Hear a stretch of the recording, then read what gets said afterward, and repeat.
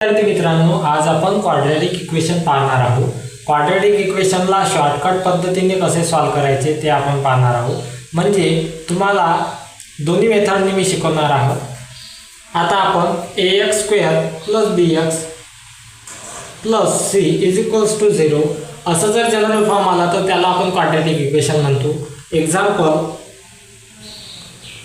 x² + 14x + 13 = 0 हे quadratic equation आपल्याला suppose दिलेलं आहे।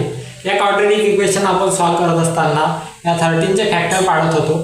13 चे फॅक्टर पाडले असता आपल्याला 13 × 1 म्हणजे 13 आणि याला +13 आणि +1 केला तर आपल्याला 14 हे आन्सर यायला पाहिजे होतं। म्हणून हे फॅक्टर आपल्या इथं व्यवस्थित पडलेले आहे। त्यामुळे आपण काय करत होतो, x² जसाच्या तसा या 14 ला ब्रेकअप करून 13 आणि 13x + 1x म्हणजेच x असं आपण लिहित होतो। 13x + x + 13 as it is आणि 0 जसाच्या तसा।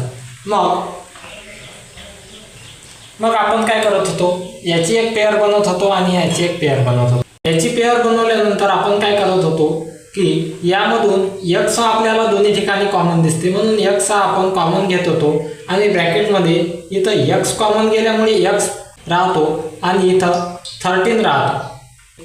आणि त्याचप्रमाणे या दोन यामधून आपण काही कॉमन निघत नाही म्हणून +1 हा कॉमन काढत होतो आणि x + 13 हे जसेच्या तसे आपले ब्रॅकेटमध्ये राहत होते आणि 0।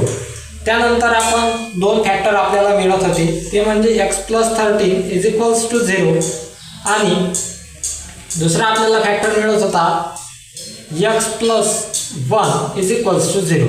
म्हणजेच आपण जर याला सॉल्व केलं तर x + 13 = 0 आणि x + 1 = 0 म्हणजेच x -13 आणि x -1 असे दोन आपल्याला इथं रूट मिळत होते।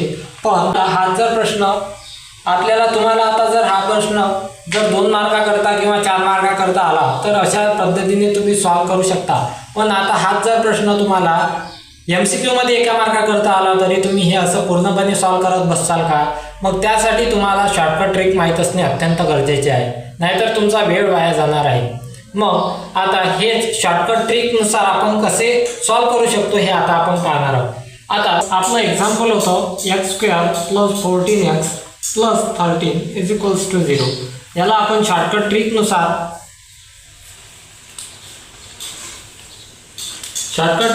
कसे सॉल्व करू। या 13 चे आपल्याला फॅक्टर पाडता येतात, 13 आणि 1। मग आता शॉर्टकट ट्रिकनुसार काय करायचं, आता दोन्ही ठिकाणी आपल्याला प्लस दिसत आहे, या ठिकाणी सुद्धा आपल्याला काय दिसत आहे, प्लस दिसत आहे, या ठिकाणी सुद्धा आपल्याला काय दिसत आहे, प्लस दिसत। दोन्ही ठिकाणी आपल्याला प्लस दिसला म्हणजे आपले रूट हे दोन्ही निगेटिव्ह येतील। म्हणजे आपले रूट काहीच करायचं नाही, फक्त 13 आणि 1 याला मायनस लावून द्यायचं, आपलं आन्सर निघालेलं आहे। 2 रूट आपले निघालेले आहे। हेच रूट जे आहे ते आपण वर काढलेले होते। मग आता 1 मार्कसाठी जर क्वेश्चन आला तर त्यासाठी तुम्हाला मेथडची आवश्यकता नसते, तुम्ही शॉर्टकट ट्रिकने करू शकता। आणि जर तुम्हाला तो प्रश्न जर 2 किंवा 4 मार्काकरता विचारला तुम्हाला मेथड लिहिणे गरजेचे असते। तुम्हाला मी दोन्ही पद्धतीने सांगितलेलं आहे।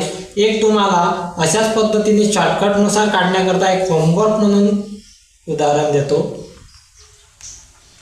y² + 9y + 20 = 0 याचे उत्तर मला कमेंटमध्ये नक्की सांगा। आमचा व्हिडिओ तुम्हाला आवडला असेल तर लाईक करा, सबस्क्राईब करा, शेअर करा। धन्यवाद।